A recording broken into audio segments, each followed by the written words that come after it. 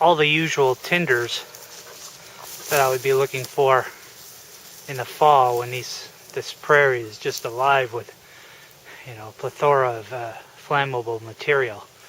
Well, they're pretty much out of commission now. Here's some nice bull thistle, and it's completely soaked. And this is the kind of snow that, again, it's wet, it's just slightly above zero. Trying to keep dry just in terms of your own self is quite a bit of a challenge, but that snow is landing on things and then it's melting, and it is just soaking the hell out of everything. One thing these cameras suck at is pulling them out of your pocket, turning them on, and catching a deer. We got a little quick flash of him as Beta flushed them out, but that's all we got. Really taking advantage of this big cottonwood here, and we can see just at the base of it, it's fallen down, and we got some pieces here that we can harvest. And I sort of had in my head, maybe I'll do 2-stick today. Well, 2-stick is just not going to happen, not with all of this snow cover. So I think we're going to harvest a little bit of this. My battery's starting to die, and we'll see if we can do bow drill in our little resting spot. So I'm not going to take pictures of me harvesting it, but this is the piece up here. Just before I harvest it, here's the piece here, and you can see that is on the outside, really soaked in, super wet.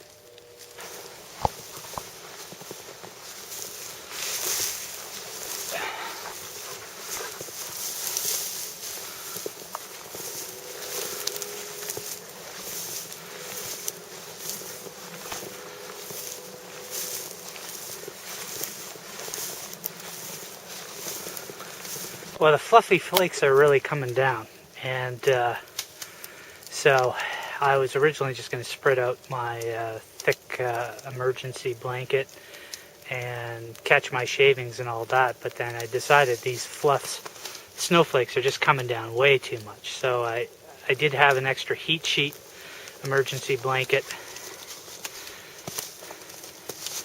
So this is the heat sheet blanket, and it's I like them a little bit better than the Mylar ones, just because they seem to be more tear-proof. And then the bottom one here is the Gravit brand emergency blanket, which is more like a tarp. And in retrospect, I really wish I had 2 of these. Now, this isn't my shelter. I'm just here for a little day walk, so I'm not trying to pretend that this is going to be a shelter or even good enough to be it. And the only thing I'm trying to do is give myself a work area to prep the collected materials for bow drill. So again, I'm down to 1 bar on the battery, so I'm going to switch the camera off, do some of that prep work, and turn it back on.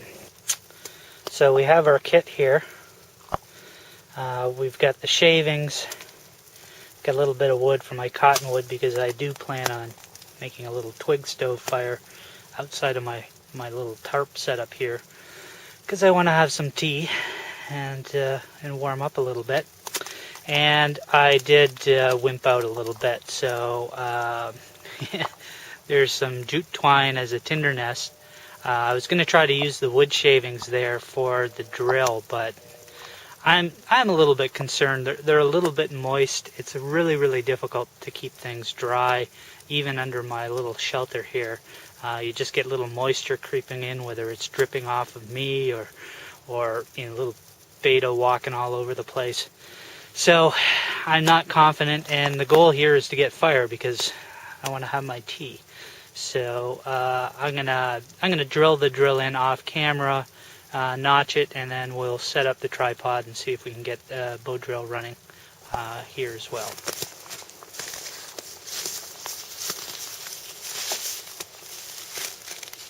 So I've taken off my jacket here because, believe it or not, it's quite hot. I'm sweating. I had a disaster with my tarp. And dumped a bunch of snow on my wood shavings to build a fire. And we're going to see if we can get at least get the bow drill going. This is pretty demanding stuff here. Uneven ground because of the tarp. Snow everywhere.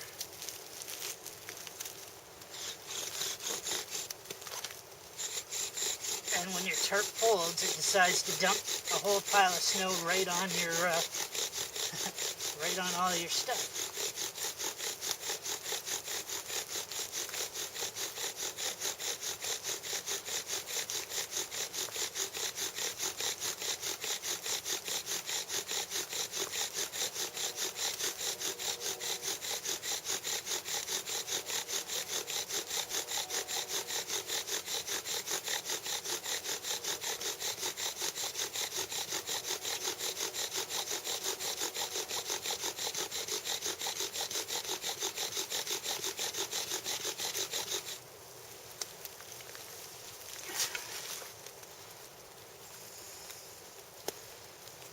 Good news is, we've got ourselves a coal.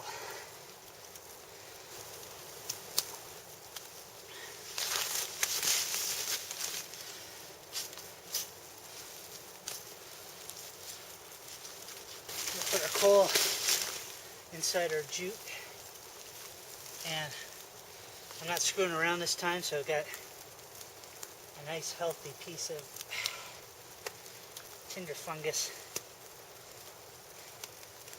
just to act as a coal extender.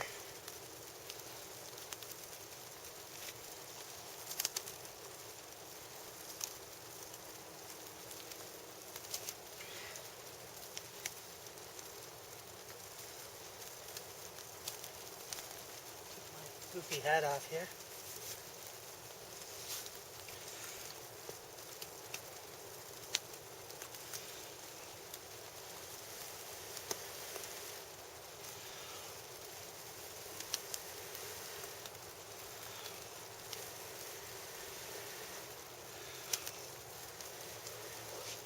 Boy, that was tough.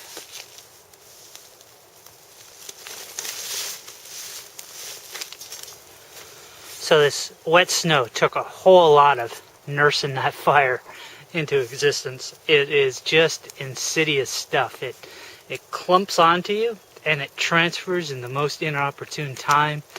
It seems to get all over your wood no matter what you do, and you got to constantly nurse it. But I got my twig stove.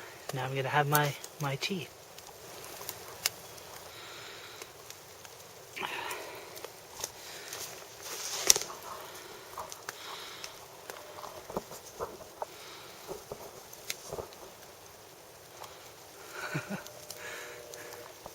So, we've got a disaster waiting to happen on the tarp here. That's just the weight of snow that fell onto my tarp. Obviously not strung up too well. Boy oh boy, these heat sheets are pretty damn fine, but if I have my preference, I'll have a big thick tarp.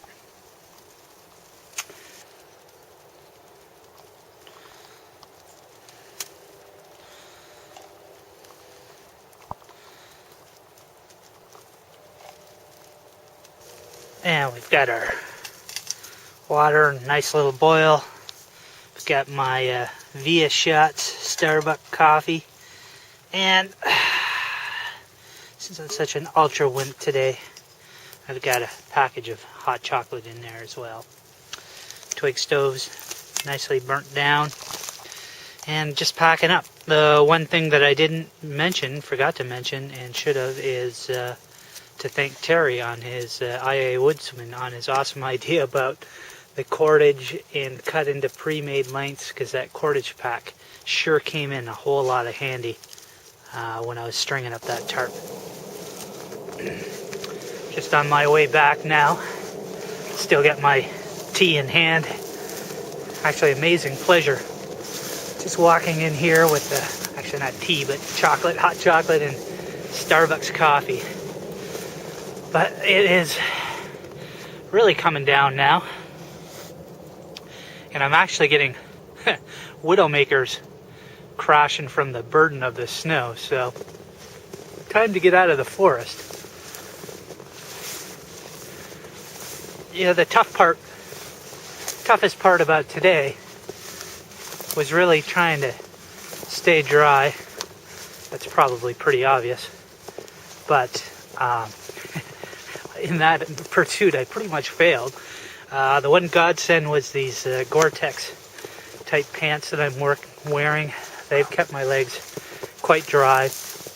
I'm wearing a wool jacket, synthetics underneath, and that's doing a pretty good job. But I am looking forward to being back home today, and I do appreciate the fact that I wasn't quite cautious enough to keep myself dry, at least dry enough to be comfortable if I were having to do an overnighter, which is what I'm going to do next weekend with our good buddy Rick and canoe guy, and apparently on-scene tactical Eric, or Normark on Blade Forms.